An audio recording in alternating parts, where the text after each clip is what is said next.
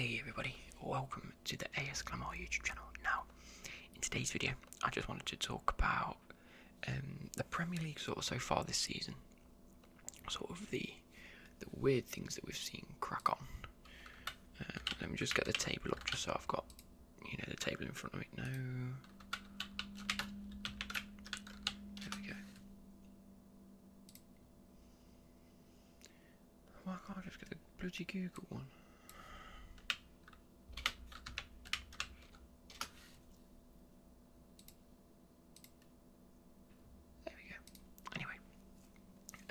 It's going to be a little bit, I don't want to say controversial in this video, but I just want to talk about a few things that I've got in my head. First of all, the table. My initial thoughts is Liverpool have done well. Man City haven't looked like the team they have over the past 2 to 3 seasons, and that's mainly because of their defence, and we'll get into that. My thoughts specifically on Chelsea this season. I'm a massive Chelsea fan, and I've got a few things to say about that.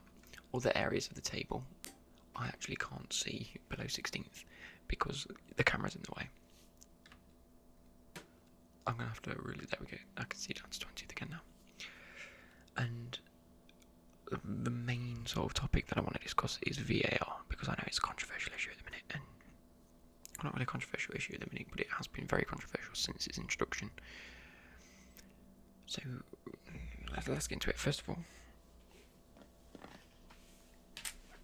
let's fill my drink up.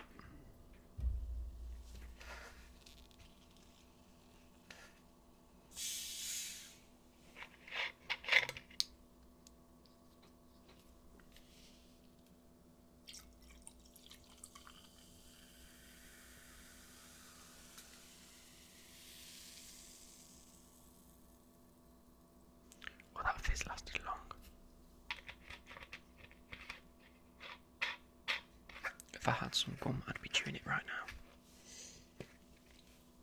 But I don't, so that's a shame. Right, first and foremost, Liverpool. They've been absolutely smashing it. They look like a much more title-winning team than we've ever seen before. Had a great Champions League run last season. Ended up finishing second behind Man City. And, this year they've really grinded out their results in order to make sure they haven't sort of slipped up at any point. They're still yet to lose. You never know. They're looking pretty unbeatable. Who did they draw against? Just out of curiosity. It was Man United. They drew against Man United. They beat Man City on Sunday. And I think that was one of them games where it could have gone either way. Again, very, very topical VAR in that, in the penalty shout where it hit Bernardo Silva's arm and then Alexander Arnold's arm. Very controversial, which is why I sort of want to talk about VAR quite a little bit. But yeah, Liverpool looking like a very, very good, quality, solid team. Didn't make any signings, did they? No, over the summer. No, they definitely didn't. So that's just testament to how good their squad is at the minute. Second of all, Leicester City. Wow, what a team they've put together. What a team Brendan Rodgers has got going for him at the minute. Lucky in some aspects, playing brilliant football on the other side. He's got them running like a well-oiled machine. He's had a better start to this season than Ranieri did when he won the league. But I don't think it's going to... I hope it does continue, because I do think Leicester deserve all the praise that they've been getting. The only thing I saw with Ranieri was how resilient his team was in terms of not losing. Whereas Brendan's seem a lot more attacking. But I can't see that stubbornness to not concede for the Leicester team. Sonyaku has been absolutely outrageous. Is it Sonyaku? No, it's not Sonyaku. Oh my god, who is it? It's only because I've signed him in the AC Milan career mode.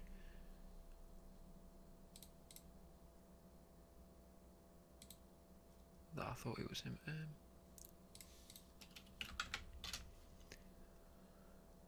Players. Yeah, Sonyaku. Yeah. Sorry, I'm going a bit off peak. Sonic has been absolutely brilliant. Chilwell's been phenomenal. Pereira at right back has been outrageous. I just think there may be one or two signings away from, hitting that real top level again and actually being you've got Jamie Vardy who's doing well, you've got Maddison, that's another midfielder doing well. Tielemans is a brilliant signing for them. Again, playing very well. I just think they're missing a winger or two in terms of top quality. You've got Barnes, you've got Gray, who have both been playing well, but have at times looked like they could or could not be at that top level. Do you know what I mean? And it's very similar to the likes of Chelsea and Arsenal and Man United at the minute, in terms of that sort of, they need to rebuild in one or two areas and they'll be top quality. But I think it could come to the end of the season or later on in the season where they maybe drop a few points, get a few injuries, and that does hinder them, especially if one of their top players does get injured. That being said, you've still got to give Brendan Rodgers and his team compliments. They've done exceptionally well to be at second place, level on points with Chelsea, but have 11 more goal difference. That's way past us.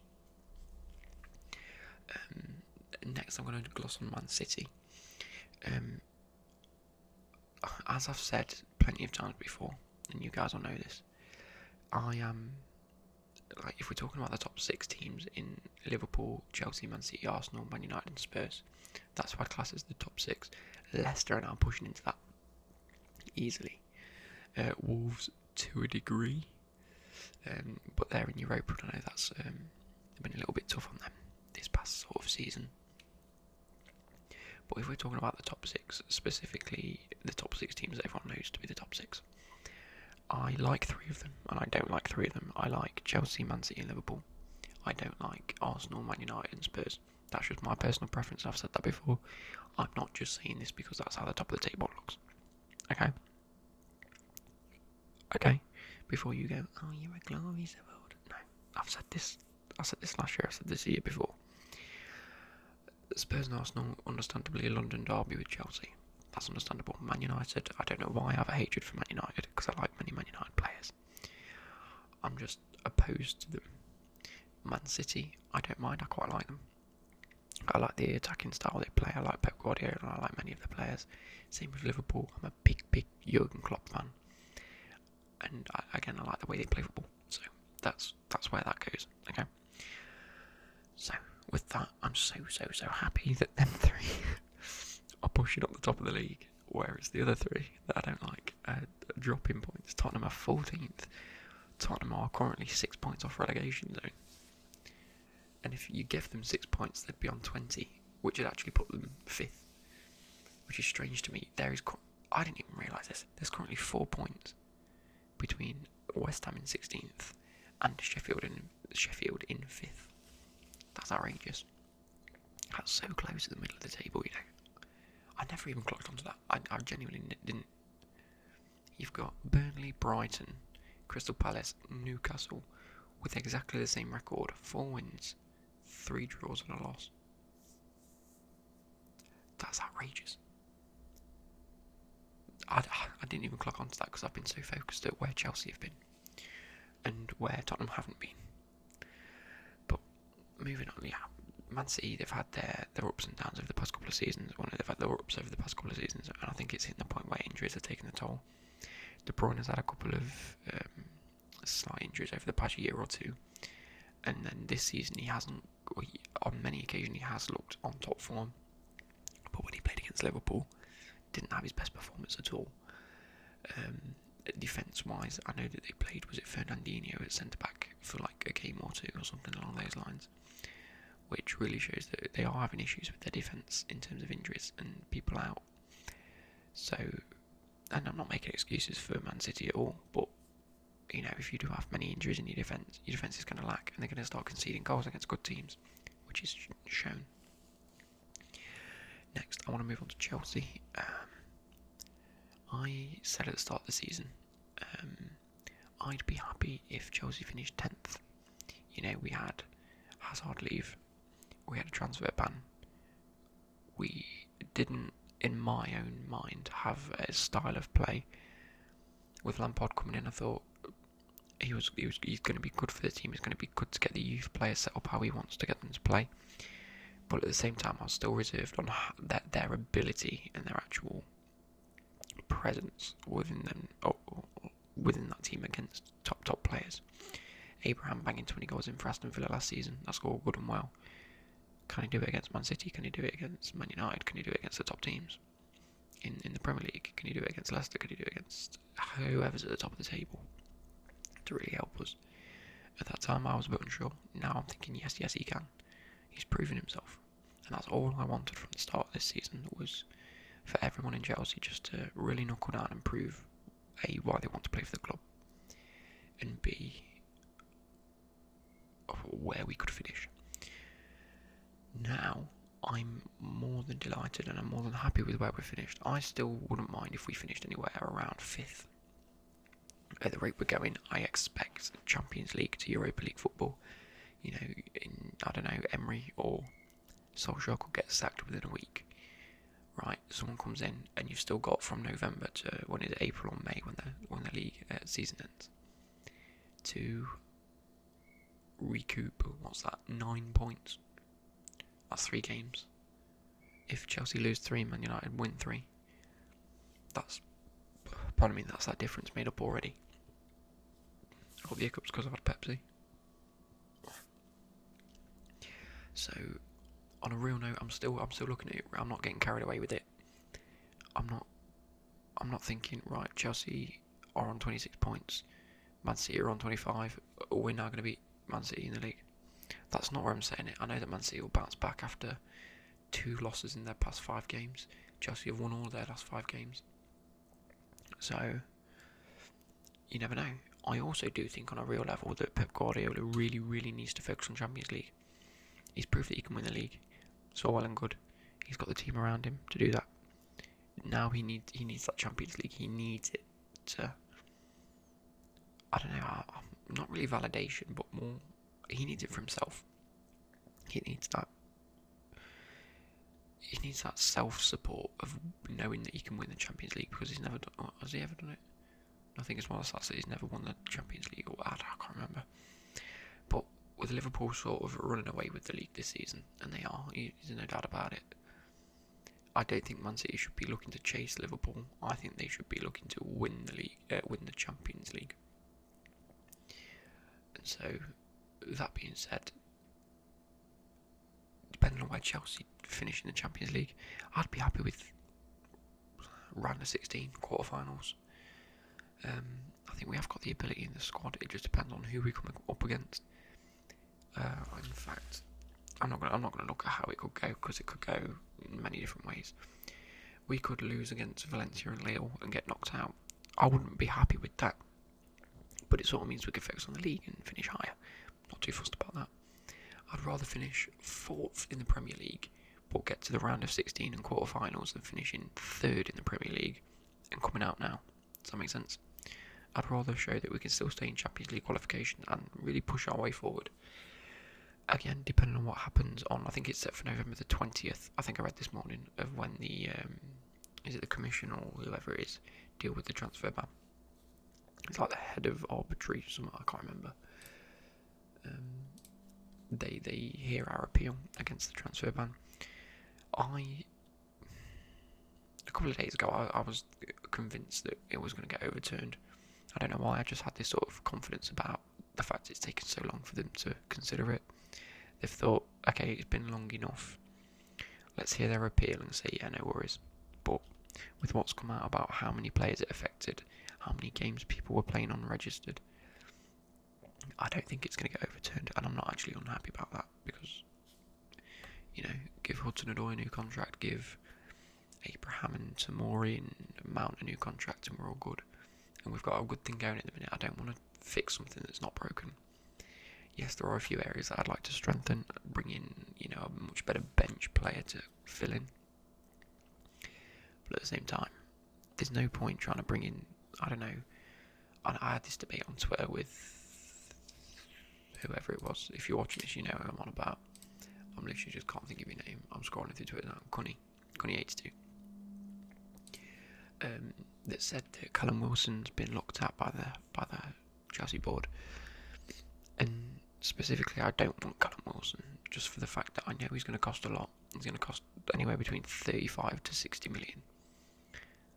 Abraham's been doing a much better job than Wilson in the league. And I don't want to spend that much money on a player that we're going to have sit on the bench. Similarly, we've been linked with Milinkovic-Savic. I do think that's a good option, but I'm struggling to see who he replaces at the minute in our midfield. Kovacic has been doing superb. Jorginho's been doing excellent. Barkley injured a little bit. Mount in that cam spot's been doing brilliantly. If we want a more defensive player, we've got Kante coming back. I'm struggling to see who he puts Milinkovic-Savic over. It would more than likely be a Kovacic style player that he replaces. But not only that, we've also got Loftus-Cheek coming back soon. I know that he's still out for a number of weeks or months, but at least wait until he's back. We've got a player there that's ready. He played well last season. He just got injured. There's no point splashing the cash on a position we don't need to replace anyone with. The one position that I do think we need one is centre-back. I'd happily take Nathan Ake back at the club, but I don't know why we let him go in the first place. And I do think he's on Chelsea's radar. But at the same time, if we don't get this transfer ban overturned, it's not the end of the world. Now, we're already sort of 16 minutes through this, and it's actually it's gone a lot quicker than I thought it would. So, last but not least, a shout out to Sheffield United, absolutely killing it. 17 points in that 5th spot. Boom, boom, boom. Sheffield United haven't lost in that at least the last 5 games. Let's see, that's that one. That's 1, 2, 3, 4, 5. Liverpool beat them 1-0. Sunderland beat them in the League Cup. But they beat Everton before that, so they've lost 1, 2, 3, 4. They've lost 2 in the last 8 games, which is a great record for someone like Sheffield United, coming straight up to the Premier League. But I do want to move on to VAR. Now, there are a few issues that I have with it. There are a few reasons where I think it needs to be worked on. I want to start off by saying this handball rule. We've got it all a little bit confused, a little bit mixed up. In the Premier League, the rules apparently are different in the fact that it's up to the referee's discretion and the VAR referee's discretion of, was his arm in an unnatural position? How far away was it that he got hit with the ball? Was it really impeding a goal? Them sort of statistics that make you think there's so many ways you could argue it that it's not really a rule, it's more of a guideline. And I don't like that. I don't like that at all. There should be a clear rule that says if the ball, like in the Champions League, if the ball strikes your arm, it is handball. Well, no, if the ball strikes your arm and then it leads to a goal, the goal's going to be disallowed. Right? I'm struggling to understand that from a logical perspective. But that rule is in place and it was enforced. I can't argue with that. If that's the rule that's there, I can't argue with that.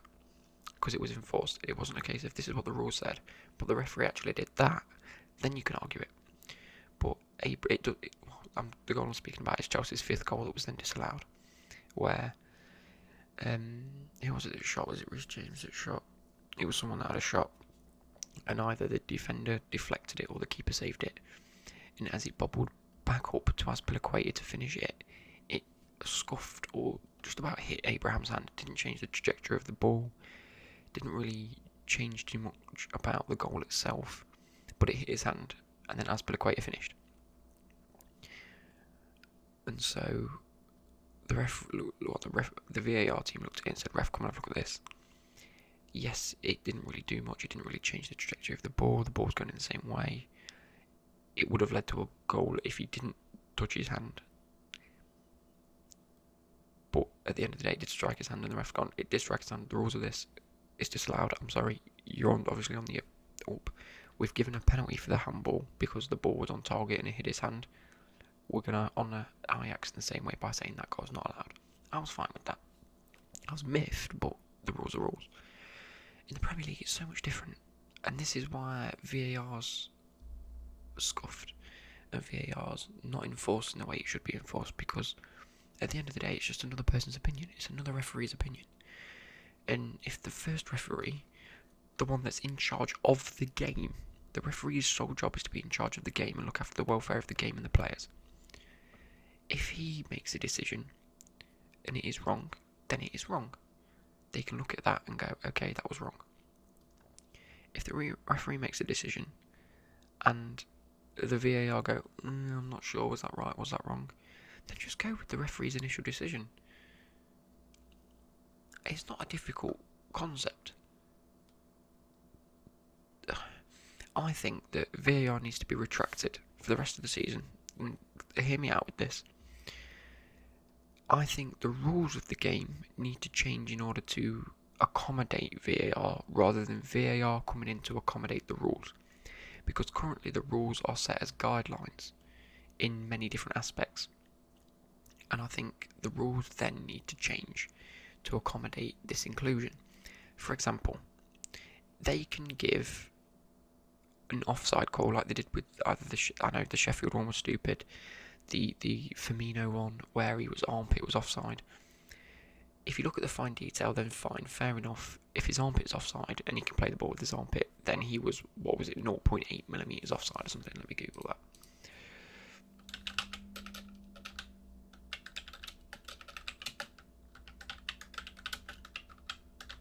It might have been Dele Alli actually.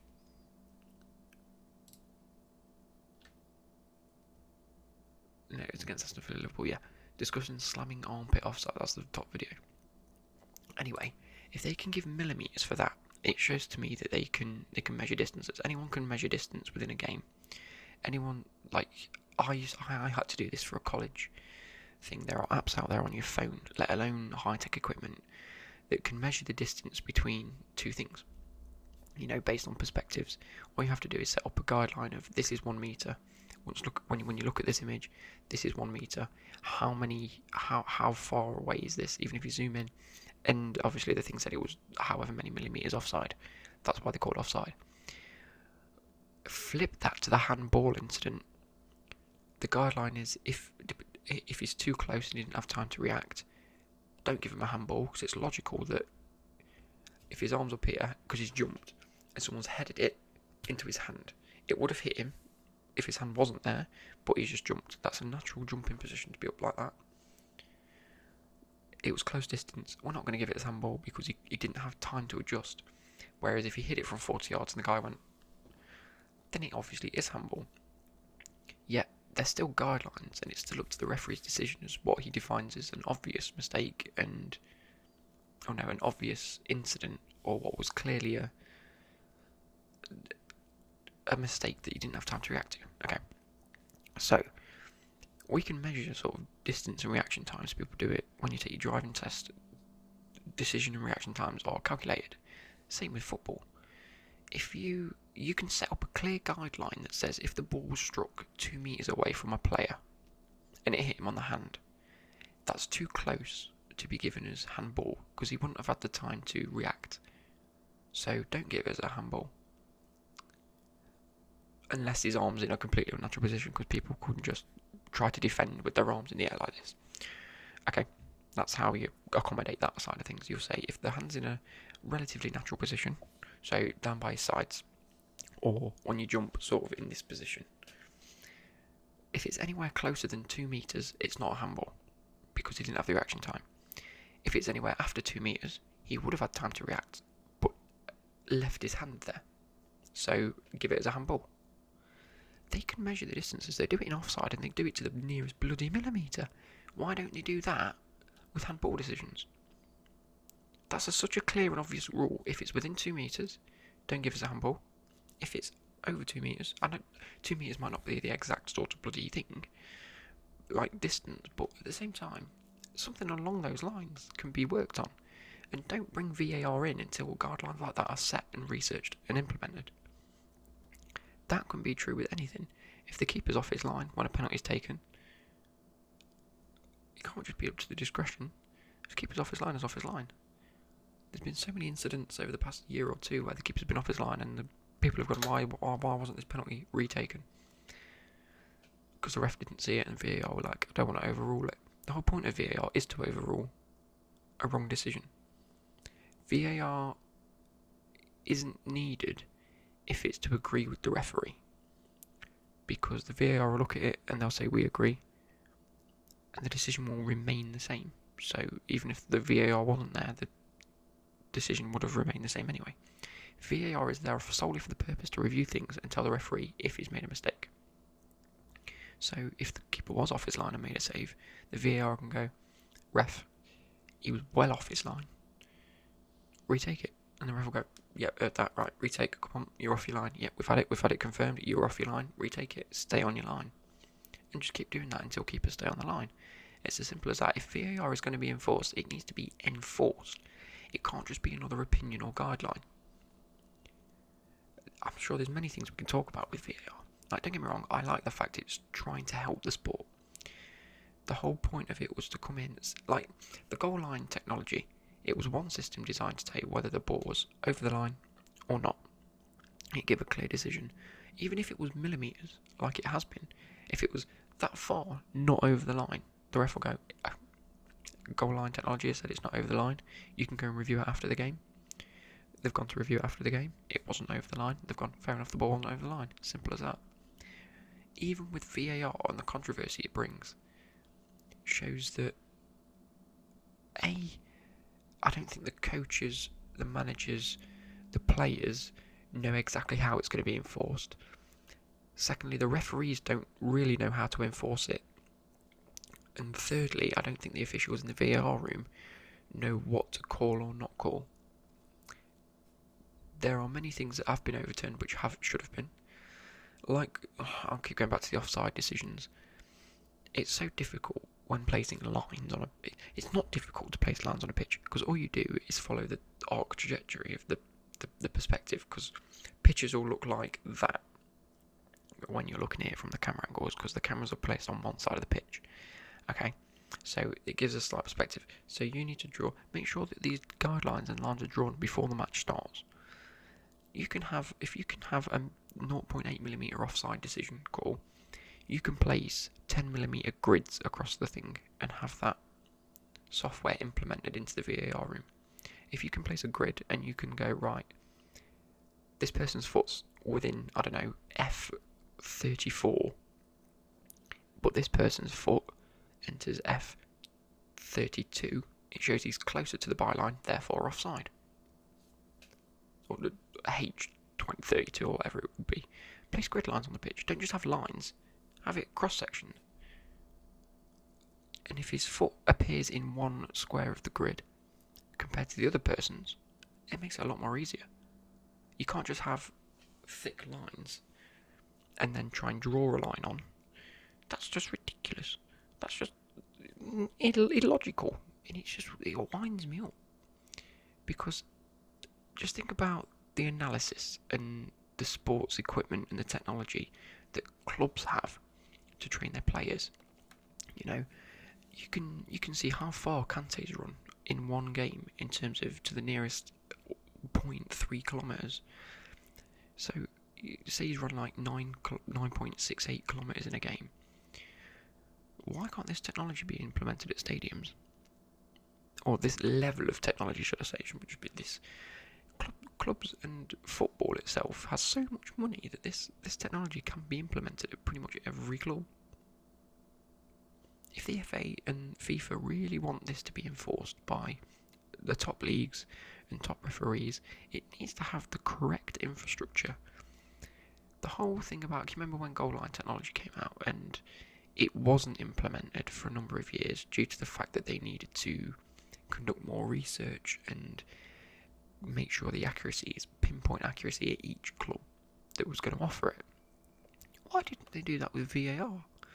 All VAR do is gain replays of the incidents, place lines that may or may not have been preset before the match. Definitely not preset. They literally draw the line themselves, and they try and bear in mind, right? I'll find an image hopefully somewhere, and I'll put, like, on the image his foot appeared that thick. Just hear me out with this. If his foot was that thick, but the line was also that thick, you can't do that. The line has to be minuscule to see whether the difference between two players' feet or armpit. The perspective on it was poor. Just because it looks onside or offside, it may not have been the case. If you actually straighten that image, it may then appear onside. I don't know. But they obviously haven't got the correct camera equipment. They haven't got the correct first off, they haven't got the correct rules in place to enforce half these decisions. Secondly, they haven't got the correct equipment, cameras, or technology to able to clarify an incident to an acceptable level. And three, they just haven't got a clue. It's the worst part about it is when you look at the bare bones of it. VAR, what is it? Video assisted refereeing. It means that video assists the referees. That shouldn't assist it. It should clarify. It should be VCR, video clarification refereeing. It should clarify whether something was correct or wrong. That's what goal line technology does. It corrects. It clarifies whether the goal was in or out. VAR doesn't do that, and that's honestly the bare bones of it where it goes wrong. So I hope you guys have agreed. I hope you guys have enjoyed. Comment whether you agree or disagree with many of these decisions. Let's just get VAR shit trending on Twitter. Let's get VCR. Hashtag VCR. Tweet it out. Get it going. Video. What did I say it was? I can't remember what I said it was now. Video correcting the refereeing as well. I can't remember. I've literally just said it. I can't remember what I said. Anyway, I hope you guys have enjoyed, and I shall see you later. Good.